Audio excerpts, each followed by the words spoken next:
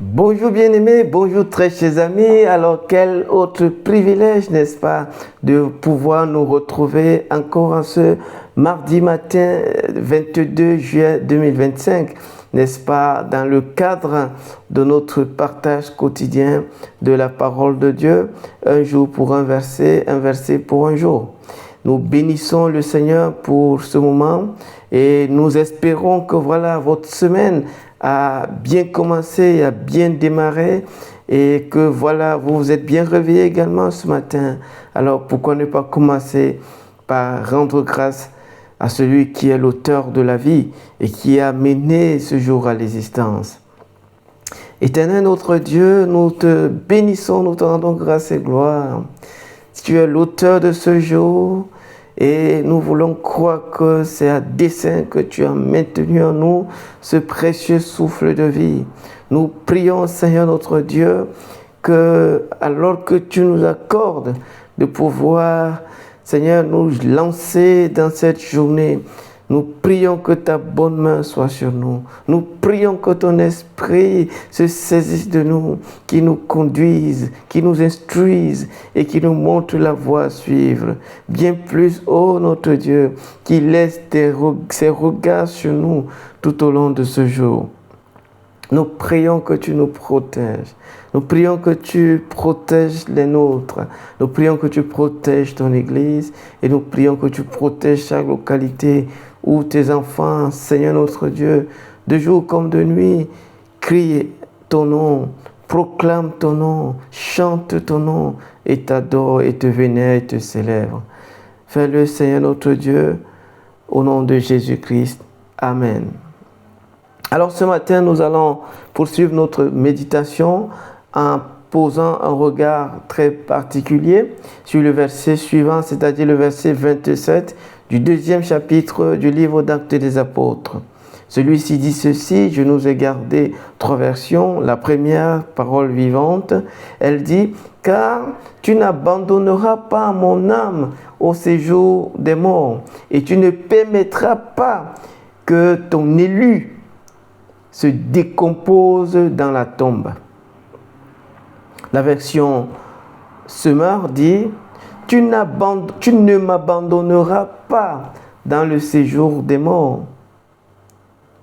Tu ne laisseras pas un homme qui t'est dévoué se décomposer dans la tombe. » La version Parole de vie dit « Non, tu ne m'abandonneras pas dans le monde des morts. Tu ne laisseras pas ton ami fidèle pourrir dans la tombe. » Parole du Seigneur. Amen. On est toujours dans l'explication de Pierre à cet auditoire perplexe du fait d'une situation dont elle est témoin et qu'elle n'arrive pas à cerner, à comprendre, à saisir. Pierre continue donc là à convoquer des textes auxquels ils sont familiers, ces gens de la foule, pour leur permettre de comprendre que son explication ne les relève pas des théories inventées de toutes pièces, mais qu'il y a une matrice historique retraçable qui permet de valider chaque point qu'il essaie de placer devant eux. Là, dans ce verset, nous avons un autre texte, n'est-ce pas, du psaume 16, au verset 10, que, n'est-ce pas, Pierre va citer encore ici. Tu ne permettras pas que ton élu, ton fidèle ami, ton serviteur, celui qui t'est totalement dévoué, puisse rester dans le séjour des morts, puisse dépérir, pourrir et se décomposer dans la tombe. Ce texte fait référence sans doute à la résurrection de Jésus. Et c'est très intéressant que Pierre cite ce texte. Au passage, j'ai intitulé le thème de ce partage de ce matin, la plus grande marque d'amour et de soutien de Dieu à l'égard de l'humain. La plus grande marque d'amour et de soutien à l'égard de Dieu, à l'égard d'un homme, à l'égard d'un être humain. La plus grande marque d'amour et de soutien de Dieu à l'endroit d'un être humain. Pierre montre que la mort, c'est une réalité, mais ici il va nous révéler quelque chose de particulièrement merveilleux. Lui qui, quelques mois auparavant, avait failli empêcher Jésus de connaître cette mort, qui offrait et à lui et à toute l'humanité le salut de Dieu, comprend quelque chose de profond autour de la mort et de la résurrection de Jésus. Là, il cite ce texte afin de mettre en perspective la résurrection de Jésus. Tu ne permettras pas que ton élu se décompose dans la tombe. Tu ne l'abandonneras pas dans le séjour des morts. On comprend donc qu'il y a un certain nombre de choses que ce passage nous livre au sujet de la mort. Parfois, on pense que la pire chose qui puisse arriver à un être humain, c'est de mourir. Ce texte nous révèle toute autre chose. Et c'est pour cela que je vais vite fait aller droit au but et nous partager quelques principes autour de ce texte. La première chose que nous voyons, c'est que la mort n'est pas la pire réalité qui puisse toucher un être humain. La mort n'est pas la pire réalité qui puisse toucher un être humain. Non, ce n'est pas la mort. Ce n'est pas le fait de mourir qui constitue la pire réalité, la pire expérience qu'un être humain puisse connaître. Non. Si c'est cela, alors personne même ne mourrait. La mort n'est pas la pire réalité qui puisse te toucher. Et le but de ce partage, c'est de nous donner une conviction spirituelle forte, solide, au sujet de la mort.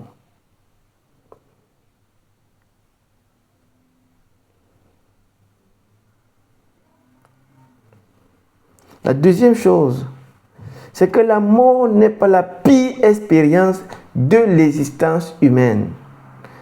La mort n'est pas seulement la pire expérience, la pire réalité de l'être humain. La mort n'est pas la pire expérience qu'un être humain puisse connaître. Non. Ce n'est pas la pire des expériences. Et nous allons le voir. Ne vous inquiétez pas. Troisième chose.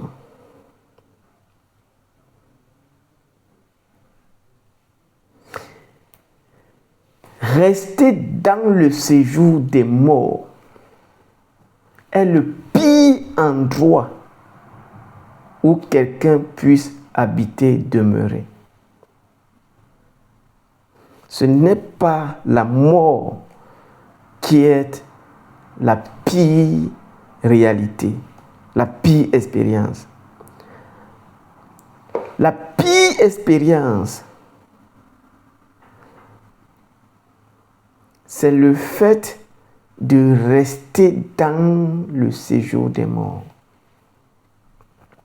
Il dit, tu n'abandonneras pas mon âme dans le séjour des morts. Pourquoi?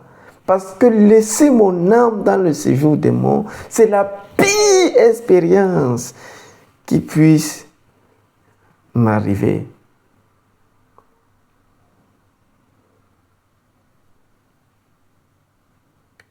Tu m'as laissé mourir, ça c'est rien.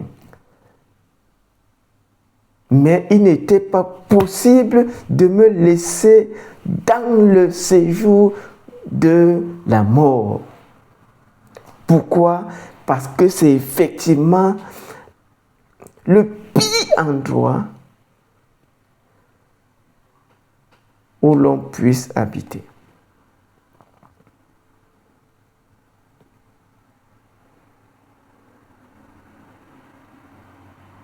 On craint des endroits, des quartiers, dans nos villes, dans nos localités, c'est bien. Mais ça, c'est rien du tout comparé au séjour des morts. Quatrième chose, l'influence de la vie dans le séjour des morts est la plus grande tragédie de l'expérience humaine.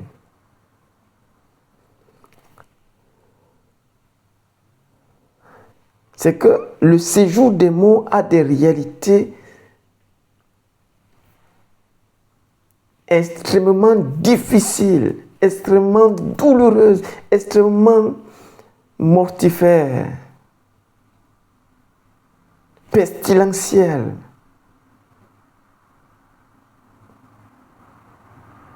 Il dit, tu ne laisseras pas que mon corps dépérisse, se décompose. Pourquoi? Parce que c'est dans le séjour des morts, dans la tombe, que le corps se décompose. Il dit ça, tu peux me laisser mourir, mais ne me laisse pas pourrir dans la tombe. Donc la mort n'est pas la pire tragédie dans la vie. C'est les effets du séjour des morts sur l'être qui constitue la pire expérience qui puisse toucher un être humain.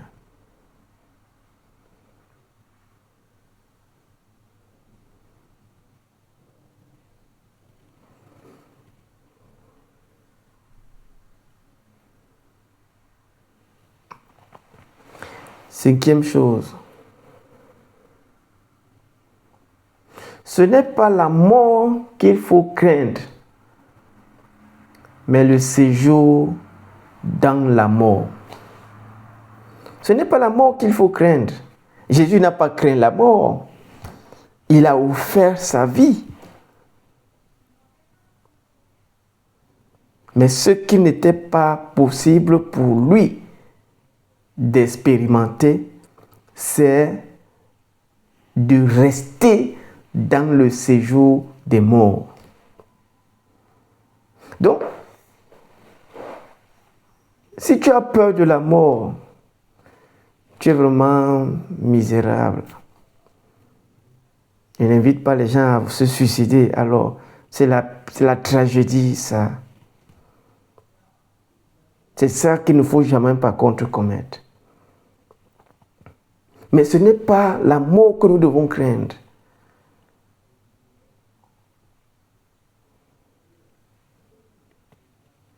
c'est le séjour dans la mort.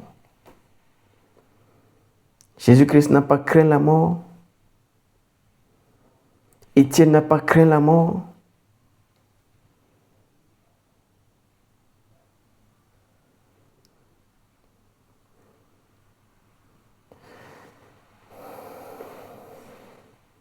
Ce n'est pas la mort qu'il faut que nous craignions. C'est le séjour dans la mort. Jésus est mort.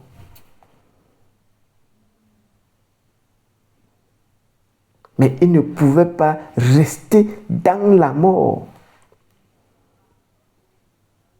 Il n'était pas possible qu'il restât dans la mort.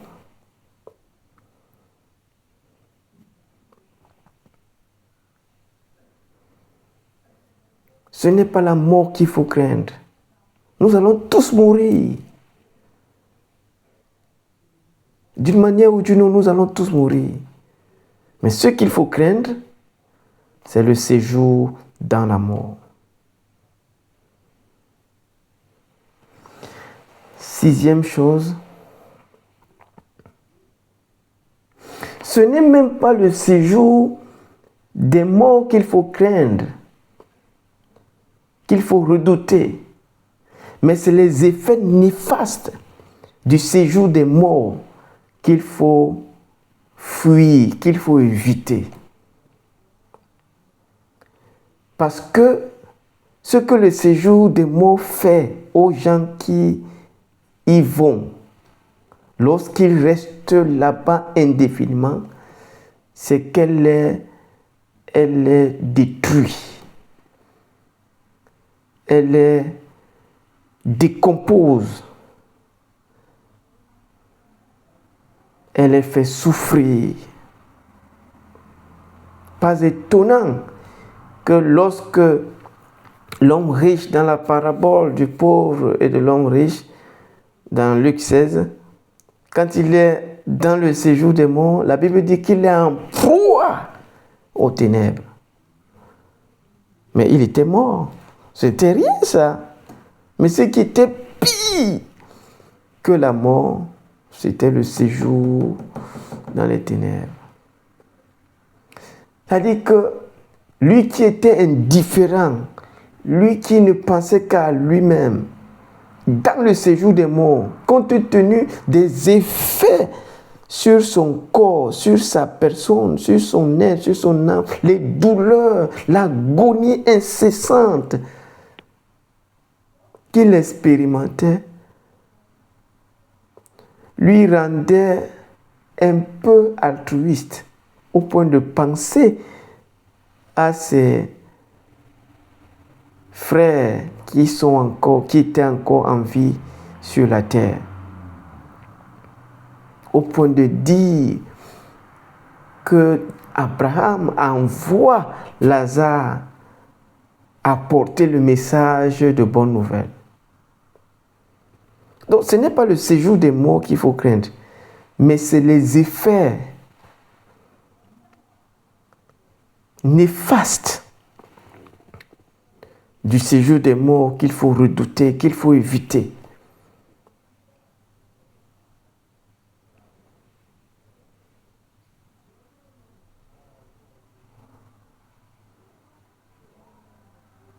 Ce n'est pas le feu qu'il faut craindre, mais c'est la brûlure que le feu, les flammes qu'il libère. Parce que quand elles nous touchent, les douleurs sont atroces, elles sont accrues, elles sont fortes.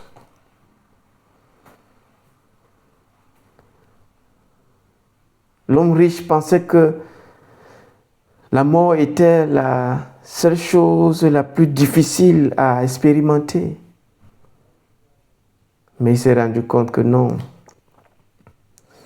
ce n'était pas la mort. Ce n'était même pas le séjour des morts. C'était les effets du séjour des morts. Parce que là où vous êtes, vous serez influencé.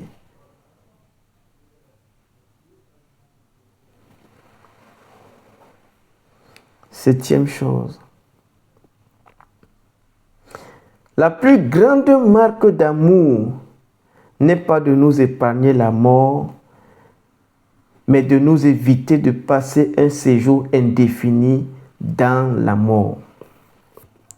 La plus grande marque d'amour, ce n'est pas de nous épargner la mort. Il y a quelqu'un qui m'a dit qu'il n'a plus que faire de la personne de Dieu parce qu'il a perdu quelqu'un de cher. Je l'ai écouté, il y avait beaucoup de compassion et je lui ai dit, j'en ai perdu plus que toi. Pour autant, je sais d'où vient ma consolation, mon réconfort, ma force, mon soutien, mon énergie. De celui même que je vais chercher à écarter de ma vie, de Dieu. C'est pour cela que je suis attaché à lui. Parce que en dehors de lui, je ne sais plus à quel autre saint me vouer. Donc la plus grande marque d'amour, ce n'est pas de nous épargner la mort. La Bible dit, Dieu a tant aimé qu'il a donné Jésus. Il a tué Jésus. Donc, Jésus est mort, pas parce que Dieu le détestait.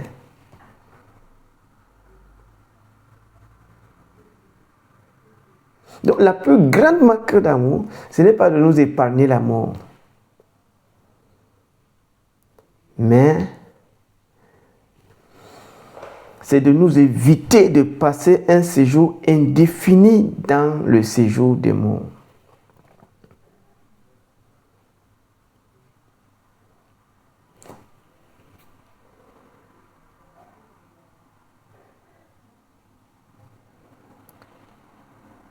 Ce n'est pas parce que quelqu'un meurt que ça veut dire que Dieu ne vous aime pas. Ce n'est pas parce que vous avez perdu quelqu'un que cela veut dire que Dieu ne l'aime pas. La plus grande marque d'amour,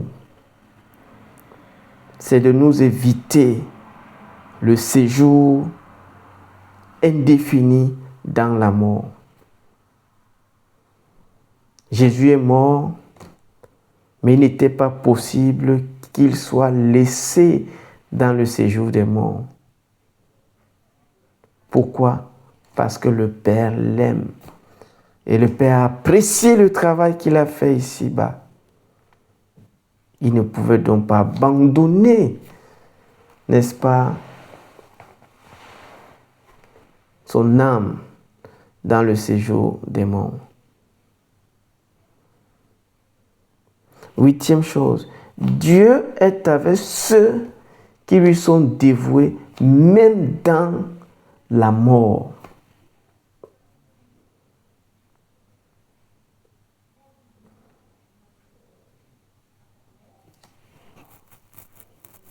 Tu n'abandonneras pas mon âme dans le séjour des morts. Ça veut dire que même dans le séjour des morts, Dieu était avec son Fils pour le soutenir, pour le secourir.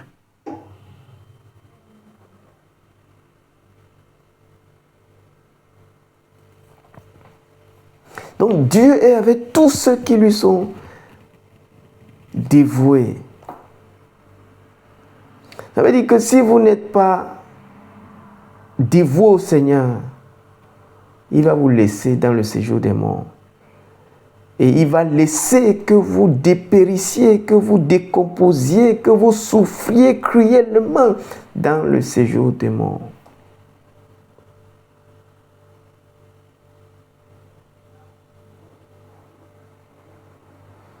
C'est à ceux qui lui sont attachés, c'est à ceux qui lui se confient à Dieu, qui bénéficient de la grâce de ne pas séjourner dans le séjour des morts. de ne pas demeurer dans le séjour des morts. Et de ne pas laisser que le séjour des morts jette contre eux ces tentacules infestés.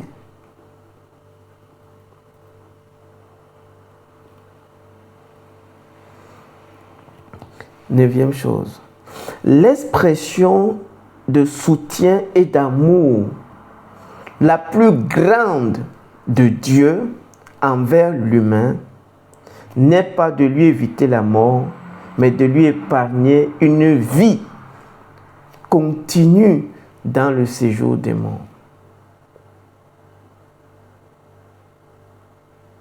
L'expression la plus haute, elle dit que si vous mourrez, Lazare est mort, ça ne voulait pas dire que Dieu ne l'aimait pas.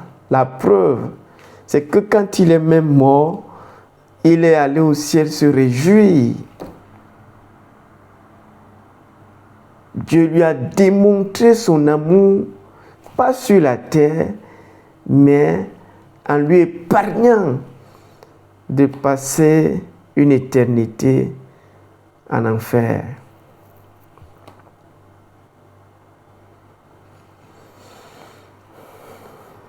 Dixième chose,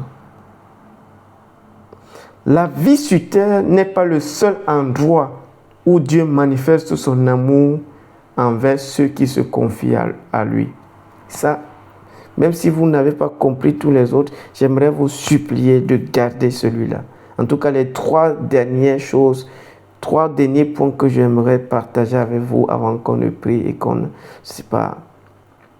Voilà le premier, c'est-à-dire le 10e point. La vie sur terre n'est pas le seul endroit où Dieu manifeste envers l'humain son amour.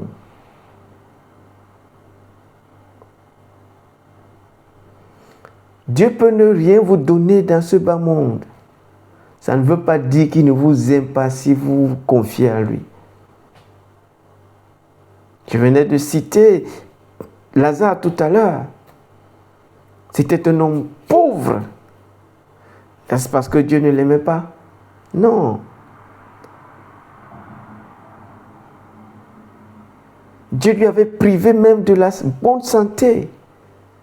Est-ce parce que Dieu ne l'aimait pas? Non.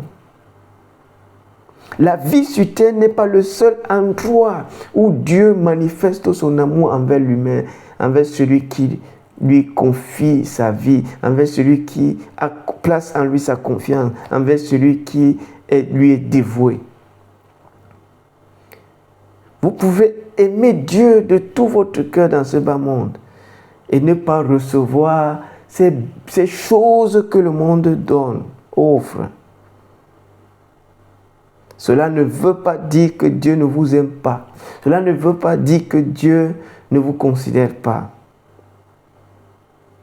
Lazare est l'exemple parfait de ce que la vie sur terre n'est pas le seul endroit où Dieu peut nous témoigner de son amour, de sa bonté.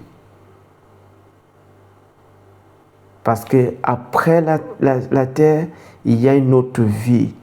L'existence humaine ne se limite pas que sur l'espace terre. Elle va au-delà de la terre. Malheureusement, c'est ce que l'homme riche n'avait pas compris. Conséquence, il périt en enfer. Donc la vie n'est pas le seul endroit où Dieu manifeste son amour envers chacun d'entre nous. Si vous aimez le Seigneur de tout votre cœur et vous arrivez à manquer de certaines choses que les gens du monde ont en abondance, ne maudissez pas Dieu de grâce. Je le dis aussi par expérience. Ne maudissez pas Dieu.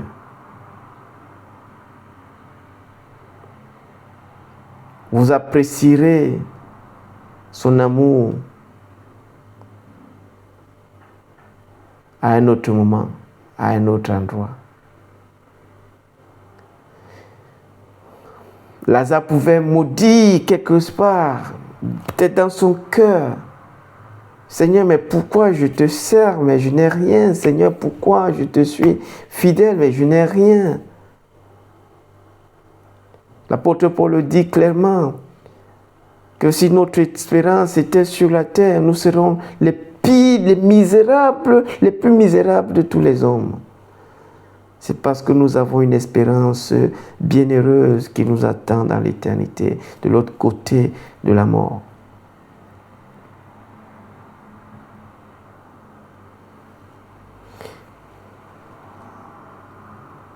Onzième chose,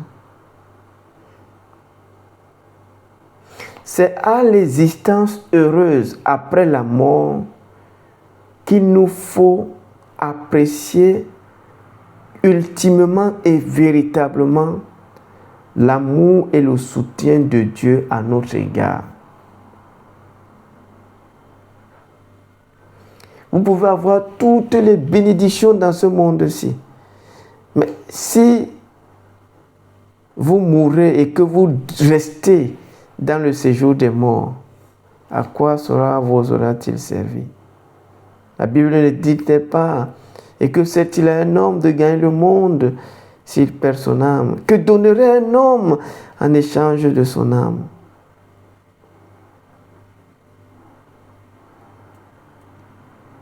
Vous ne pouvez pas apprécier la bonté de Dieu juste parce que vous avez perdu quelqu'un de très cher dans ce bas monde. Pour apprécier ultimement et véritablement l'amour de Dieu à notre égard, c'est à l'espérance heureuse après la mort.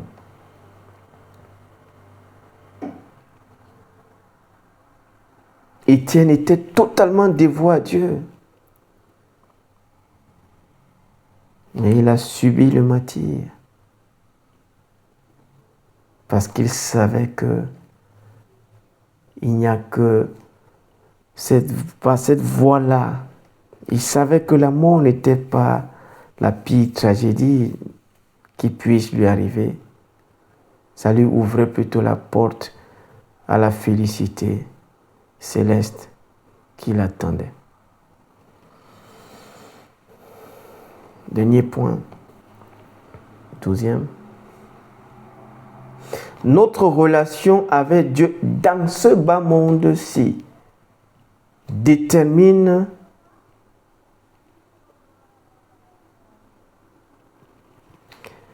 la libération de la puissance de Dieu qui sauve du séjour des morts et de ses effets sur nous. C'est-à-dire que c'est ici sur la terre que chacun de nous peut décider de ce qu'il en sera une fois qu'il sera mort. La Bible dit, tu ne laisseras pas ton ami fidèle. Ça veut dire que si tu veux être épargné, pas de la mort, mais du séjour dans la mort et des effets du séjour des morts, il faut être ami de Dieu. Il faut être un élu de Dieu. Il faut être totalement adonné, offert, dévoué à Dieu. Et c'est vraiment à cela que j'aimerais vous inviter ce matin. Si ce n'est pas encore le cas, de vous ouvrir au Seigneur, de lui ouvrir votre cœur. Vous avez cette peur de la mort, ça se comprend. Mais comprenez que la mort n'est pas la pire chose qui puisse vous arriver.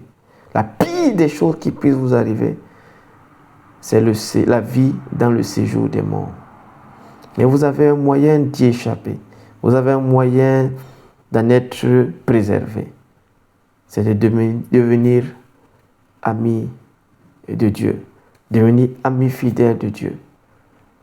Alors si vous voulez le devenir ce matin, ce jour, je vous prie de prier avec moi. À défaut d'utiliser vos propres paroles, Vous pouvez juste répéter les miennes à votre endroit où que vous êtes, où que vous soyez. Pardon. Seigneur, merci pour cette vérité que tu places devant moi. Je confesse que jusqu'ici, le concept de la mort ne m'avait pas autant touché. Je pensais que c'était la pire ennemie de l'humain, mais je comprends que non, c'est bien plus, il y a bien plus que cela. C'est la vie indéfiniment passée dans le séjour des morts. Aussi, Seigneur notre Dieu, je viens t'ouvrir mon cœur pour te recevoir comme mon Seigneur et pour t'accueillir comme celui qui veut bâtir une amitié solide, profonde avec toi. Alors accepte-moi de devenir ton ami